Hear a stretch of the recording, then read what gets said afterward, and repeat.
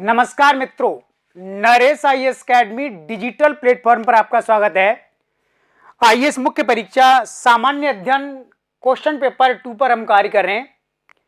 अंतर्राष्ट्रीय राजनीति पर आज हमारा अगला टॉपिक रहेगा क्षेत्रीय समूह, वैश्विक समूह और द्विपक्षीय समूह। भारत की इनमें भागीदारी और भारत पर किस प्रकार के प्रभाव परिलक्षित हुए हैं। ये टॉपिक आपके सिलेबस में यूपीएससी ने जोड़ा हुआ है, तो इस टॉपिक पर कुछ पार्ट अभी हम डिस्कस करेंगे और डिटेलिंग पार्ट के लिए आप हमारे अदर वीडियोस को देख सकते हैं, जहां पर इसके सभी आयाम को बहुत डिटेल में डिस्कस किया जा रहा है। तो आप हमारे आईएएस मेंस एग्जाम्स के क्लासरूम प्रोग्राम से जुड़ सकते हैं और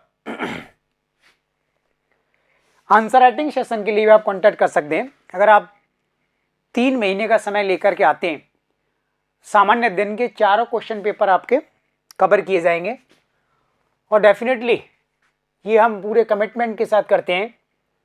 तो आज का हमारा टॉपिक रहेगा क्षेत्रीय समूह, रीजनल ग्रुप्स।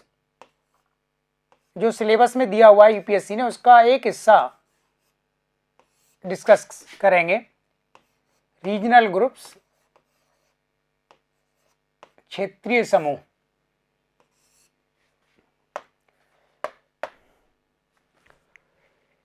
क्षेत्रीय समूह में 2 एस्पेक्ट डिस्कस किए जा सकते हैं। एक है सार्क,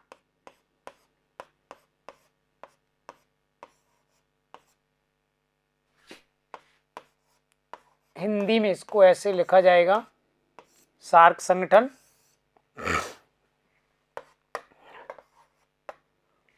और दूसरा हम समझेंगे बिमस्टेक।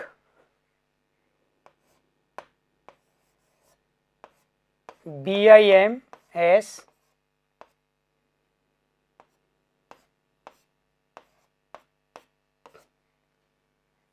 BIMSTEC, BIMSTEC. और भी डिस्कस करते हैं, आसियान हो सकता है या SC हो सकता है, एग्जाम्पल के तौर पर इसको लिया जाएगा। सिलेबस में द्विपक्षीय, क्षेत्रीय और वैश्विक समूहों की बात की गई है। टॉपिक तो काफ़ी बड़ा है, उसमें से एक टॉपिक को हम थोड़ा सा डिस्कस करेंगे, क्षेत्रीय समूह, रीजनल ग्रुप्स। तो सबसे पहले तो आपको ये समझना है कि क्षेत्रीय समूह होते क्या हैं, ये आखिर बनाए क्यों जाते हैं। रीजनल ग्रुप जैसे नाम से पता लग रहा है, तो क्षेत्रीय समूह हमेशा एक क्षेत्र बेसिस से बनाए जाते हैं। जैसे एशिया महाद्वीप है, तो पूरे एशिया महाद्वीप का एक ग्रुप बन सकता है, तो एक रीजनल ग्रुप बन गया। या फिर एशिया महाद्वीप के कुछ देशों ने मिलकर के, उत्तरी दिशा के देशों ने मिलकर के, पूर्वी भाग के देशों ने मिलकर के कोई ग्रुप बना लिया। उदाहरण के लिए एशिया महाद्वीप में जो सेंट्रल एशिया के जो देश हैं, इन्होंने मिलकर के अपना संगठन बनाया SCO, संघाई सहयोग संगठन। दक्षिण पूर्व एशिया के देशों ने मिलकर के अपना संगठन बनाया है आसियान। तो ये क्षेत्रीय समूह होते हैं। तो क्षेत्रीय समूह क्यों बनाए जाते हैं? क्योंकि एक देश जब अपने आसपास के देशों के साथ कोई समझौता करता है, तो उसके द्वारा सभी देशों को पारस्परिक लाभ इससे प्राप्त होता है। सभी देश आपस में मिलकर के एक साझा नीति अपना सकते हैं और नीति के माध्यम से सभी देशों को तुलनात्मक रूप से लाभ मिल जाता है। क्योंकि उस लाभ को प्राप्त करने के लिए अगर आपको दूसरे महाद्वीप के देशों के साथ समझौता करना पड़ेगा, तो उसमें समय अधिक लगता है और आपकी लागत भी बढ़ती है। तो विदेशी संबंधों में हमेशा इस बात का ध्यान रखा जाता है कि कौन से कार्य को करने से लागत हमारी कम आएगी और संबंधों में प्रगाढ़ता, सुदृढ़ता आ सकती है। तो क्षेत्रीय समूह बनाए जाने का मेन कॉन्सेप्ट ये होता है कि क्षेत्र विशेष में रहने वाले देशों के साथ स्वास्थ्य वर्धक संबंध स्थापित किए जाने चाहिए। 2 क्षेत्रीय समूह हैं, इनको हमने उदाहरण के रूप में इसलिए लिया है क्योंकि भारत इसका एक्टिव मेंबर है और भारत चूंकि साउथ एशिया में है और साउथ एशिया का सबसे बड़ा कंट्री है, लीडिंग नेशन है, इसलिए हमने इन दोनों को सेलेक्ट किया है। सार्क की स्थापना आपको पता है 1985 में हुई थी, 1985 में, और बिम्स्टेक की स्थापना 1997 में हुई। तो सार्क और बिम्स्टेक दोनों क्षेत्रीय समूह हैं। ये दोनों में एक समानता होगी निश्चित रूप से। दोनों में दक्षिण एशिया महाद्वीप के कुछ देश शामिल हैं और दोनों ही जो समूह हैं व्यापार के साथ साथ सांस्कृतिक, सुरक्षा, तकनीक और अन्य क्षेत्रों में कार्य करने के लिए बनाए गए हैं। दोनों ही क्षेत्रीय समूह का उद्देश्य ये था कि अंतर्राष्ट्रीय स्तर पर एशिया महाद्वीप की प्रेजेंस को रखा जाए, अंतर्राष्ट्रीय संबंधों में सुधार के लिए एक दबाव मूलक राजनीति आरंभ की जाए। दोनों ही समूहों में भारत सबसे बड़ा देश है और एक्टिव मेंबर भी है। ये दोनों में कुछ समानता नजर आती है। दोनों में ही फ्री ट्रेड एग्रीमेंट हुए, मुक्त व्यापार समझौते। सार्क में जो मुक्त व्यापार समझौता हुआ साफ्टा, जो वर्ष 2006 से लागू हुआ, और बिम्स्टेक का जो फ्री ट्रेड एग्रीमेंट है ये रिसेंटली अभी हुआ है, 2018 में इसको डिस्कस किया गया और इसके प्रोविजंस अभी हाल ही में निर्धारित किए गए हैं। तो ये कुछ सिमिलैरिटीज दोनों में नजर आती हैं। अंतर ये है कि सार्क में 8 देश हैं जबकि बिम्स्टेक में 7 देश हैं। बिम्स्टेक में 2 ऐसे देश हैं जो सार्क में शामिल नहीं हैं, एक है म्यांमार और दूसरा है थाईलैंड। तो म्यांमार और थाईलैंड दोनों ही आसियान के सदस्य राष्ट्र हैं। यानी बिम्स्टेक का भौगोलिक जो साइज है सार्क की तुलना में ज़्यादा बड़ा है, क्योंकि इसमें दक्षिण पूर्वी एशिया के भी कुछ देश शामिल हो जाते हैं। इसी प्रकार कुछ अंतर आएगा इनकी जनसंख्या को लेकर के, जीडीपी के साइज को लेकर के और राष्ट्रों की अप्रोच को लेकर के, और इनकी भौगोलिक उपस्थिति के आधार पर अंतर हमको नजर आएगा। मैप बना करके हम बता सकते हैं कि सार्क के कंट्री कौन कौन से हैं और बिम्स्टेक के कंट्री कौन कौन से हैं। तो अगर आप इंडिया का मैप बनाएं और इंडिया के मैप के थ्रू अगर आप इस चीज़ को शो कर पाते हैं तो देन ये एक अच्छा मैसेज इसमें जा सकता है। तो देन आप लोकेट कर सकते हैं कि भाई सार्क में कौन कौन से कंट्री हैं और बिम्स्टेक में कौन से कंट्री शामिल किए गए हैं। ठीक है, तो इस तरीके से आप इसको दिखा सकते हैं। तो ये सिंपली एक इन्फॉर्मेशन है।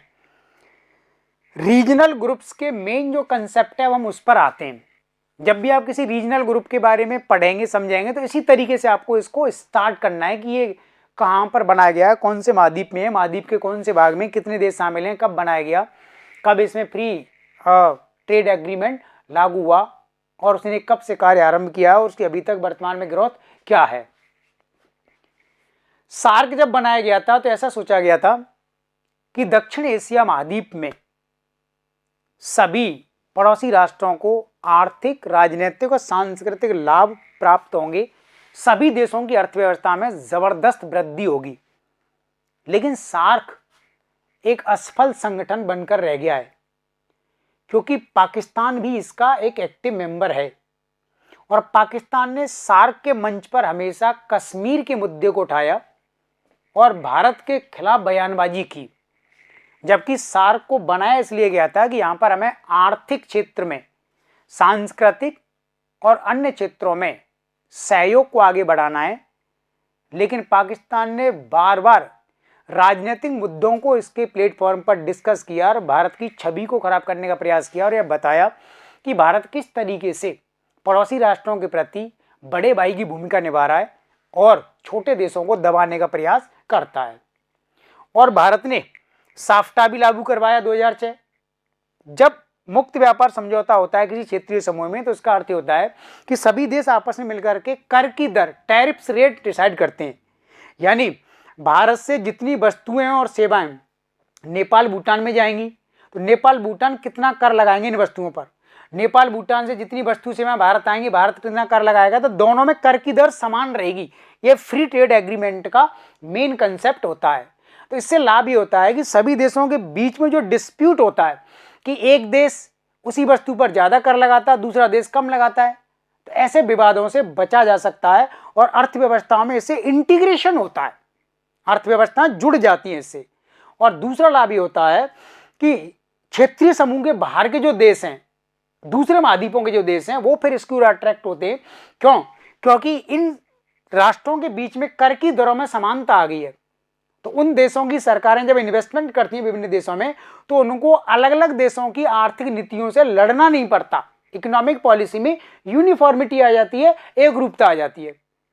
तो सार्क ने जब मुक्त व्यापार क्षेत्र को लागू किया तो पाकिस्तान ने भारत की वस्तुओं पर ज्यादा कर लगाई, जबकि भारत ने पाकिस्तान की वस्तुओं पर कम कर लगाए। और जब मुक्त व्यापार समझौता घोषित किया जाता है तब उसमें MFN का स्टेटस भी आ जाता है, मोस्ट फेवर्ड नेशन, जो WTO के मेंबर राष्ट्र के रूप में सबको एक दूसरे को देना होता है परम प्रिय राष्ट्र का दर्जा। भारत ने आरंभ से ही पाकिस्तान को MFN का दर्जा दिया है, लेकिन पाकिस्तान ने भारत को कभी MFN का स्टेटस नहीं दिया है। तो सार्क लगभग असफल बन चुका है और उसका कारण यह है पाकिस्तान की प्रेजेंस होना। इसलिए भारत को लगता था कि अकेले पाकिस्तान की वजह से हम दक्षिण एशिया की प्रगति को रोक नहीं सकते, तो हमें इसका अल्टरनेट खोजना चाहिए, विकल्प खोजना चाहिए। इसलिए भारत ने पाकिस्तान को साइडलाइन करते हुए और अफगानिस्तान को साइडलाइन करते हुए बिम्स्टेक एक ऑर्गेनाइजेशन बना दिया, और जिसमें म्यांमार और थाईलैंड जैसे दो महत्वपूर्ण राष्ट्रों को इसमें जोड़ लिया है। तो 1997 से जब से भारत ने बिम्स्टेक बनाया है, अब इन देशों के बीच में सक्रिय रूप में सहयोग बढ़ रहा है। इन देशों की इकोनॉमीज में विदेशी निवेश बढ़ रहा है, कंपनियां एक देश की दूसरे देश में कार्य कर रही हैं, नागरिकों की आवाजाही हो रही है, और इसके माध्यम से जो सीमा विवाद हैं उस दिशा में भी धीमी गति से ही सही प्रगति हो रही है। तो इन देशों की सरकारें एक दूसरे को कोऑपरेट कर रही हैं, तो ये रीजनल ग्रुप अब मुक्त व्यापार क्षेत्र भी बन गया है।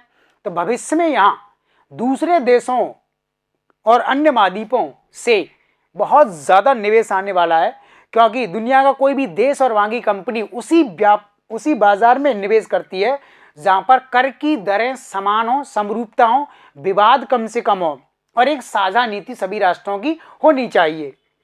तो बिम्स्टेक का भविष्य बहुत अधिक उज्जवल है, क्योंकि इसमें शामिल राष्ट्रों के बीच में ऐसे कोई विवाद नहीं है जिसकी वजह से इसकी आर्थिक प्रगति को क्वेश्चन मार्क किया जा सके। तो पाकिस्तान को हटा करके एक नया संगठन बनाना भारत के लिए बड़ा ही लाभदायक रहा है। अब भारत इन देशों के साथ मिलकर के एशिया महाद्वीप में एक मजबूत क्षेत्रीय समूह की स्थापना कर सकेगा, क्योंकि एशियान और भारत के ऊपर संघाई सहयोग संगठन, तो भारत संघाई सहयोग संगठन का सदस्य है लेकिन भारत आसियान का सदस्य नहीं है। तो ये दो बड़े ही सफल क्षेत्रीय समूह माने जाते हैं। तो भारत को इन्हीं क्षेत्रीय समूह की तरह से बिम्स्टेक को भी आगे बढ़ाना है। तो बिम्स्टेक के माध्यम से अब इन देशों की अर्थव्यवस्था में काफ़ी प्रगति होने वाली है, क्योंकि भारत के पास जो वस्तुएं हैं उन वस्तुओं के लिए हमें ऐसा बाजार चाहिए जो भारत की वस्तुओं को पसंद करते हो, क्योंकि हमें इन वस्तुओं को बेचने के लिए अभी अमेरिका यूरोप जाना होता है तो उसमें हमारी लागत काफ़ी ज़्यादा आती है, और इन देशों के जो मापदंड हैं वे काफ़ी कठोर हैं, और उन मापदंडों पर हमारी वस्तुएं कई बार खरा नहीं उतरती हैं, तो ज़बरदस्त हमको लॉस होता है। और चूंकि इनमें से अधिकांश राष्ट्र हमारे पड़ोसी भी हैं, इनके साथ हमारी स्थलीय सीमा और जलीय सीमाएं लगती हैं, तो अगर व्यापार के माध्यम से हम आगे बढ़ते हैं तो भविष्य में हमारी सीमाओं की सुरक्षा हो सकती है, और निश्चित रूप से हमारी क्षेत्रीय अखंडता का जो सिद्धांत है वो इसमें बना रह सकता है। तो क्षेत्रीय समूह मुख्यतः तो आर्थिक उद्देश्य से बनाए जाते हैं, लेकिन जब आर्थिक उद्देश्य पूरा हो जाता है तो इन राष्ट्रों में इतनी अच्छी मैत्री हो जाती है कि वो राजनीतिक मामलों पर आगे बढ़ते हैं और अन्य मुद्दों को आगे बढ़ाते हैं।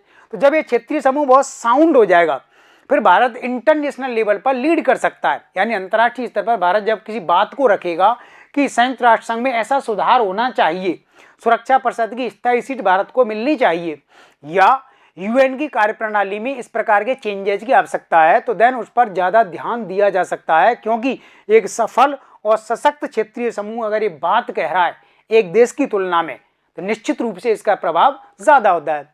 तो बढ़ते रूप में क्षेत्रीय समूहों की प्रगति को इस रूप में आपको देखना होगा। एक विवाद और आपको इसमें समझना है कि जब भी हम क्षेत्रीय समूह बनाते हैं तो ये क्षेत्रीय समूह WTO विश्व व्यापार संगठन के सिद्धांत के खिलाफ जाते हैं, क्योंकि विश्व व्यापार संगठन दुनिया के सभी राष्ट्रों के मध्य एक कॉमन प्लेटफॉर्म पर व्यापार करने की वकालत करता है।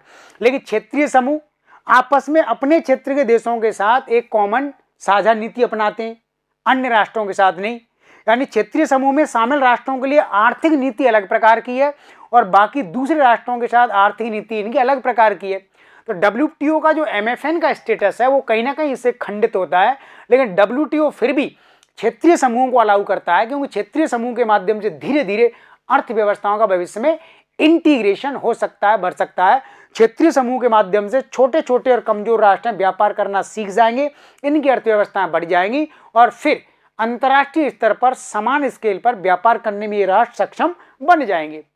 इस डायरेक्शन में आपको इस टॉपिक को समझना होगा। ठीक है, थैंक यू।